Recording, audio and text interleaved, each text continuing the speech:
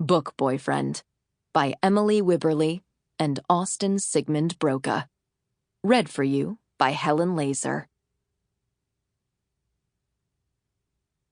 Chapter 1. The elevator opens. I walk out into the lobby, ready to get dumped.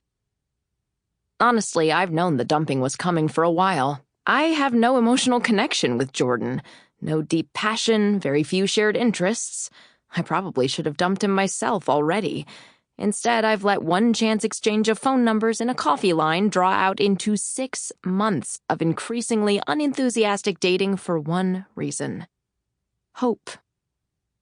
No magic in the fantasy novels I've cherished practically my entire life, intertwining them with my personality and now my livelihood, is as powerful as hope.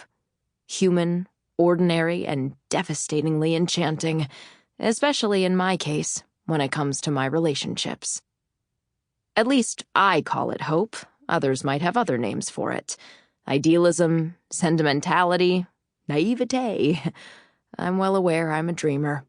The problem is reality never manages to match my dreams. Was I hoping Jordan Jenkins would change into a completely different person overnight, embodying romance itself with his devotion and graceful kindness? Was I hoping we would fall madly in love and start planning an incredibly romantic elopement in Ireland? Yes. Even when our relationship is over in approximately 5 minutes, will I keep dreaming of the Ireland thing? Probably yes. For now, though, no green hills or white-capped waters wait for me.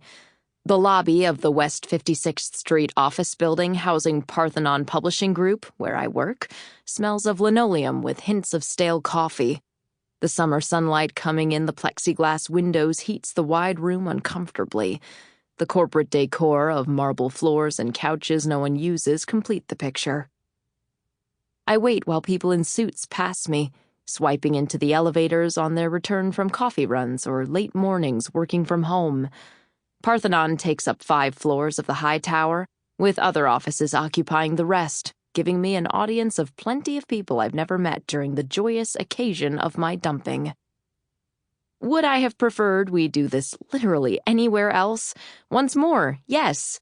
Unfortunately, however, my office is right next to Jordan's place, where he works from home. We planned to get lunch this afternoon, like we often do. But Jordan's hesitance to either pick a restaurant or meet at his apartment has indicated there shall be no lunch. Which is disappointing, as I packed nothing to eat today. Not that I would prefer eating ramen in the place nearby, waiting to be dumped after the bill, or worse, sitting down only to be dumped before the food even comes out. Oh well. Even without the powerful magic of hope defending me from the conversation I know is coming, I'll manage. I remind myself of how Queen Catherine doesn't possess any magic of her own, only perseverance. Sure, the heroine of the Elytheum Courts book series never got dumped in front of her office elevators, but our circumstances are close enough.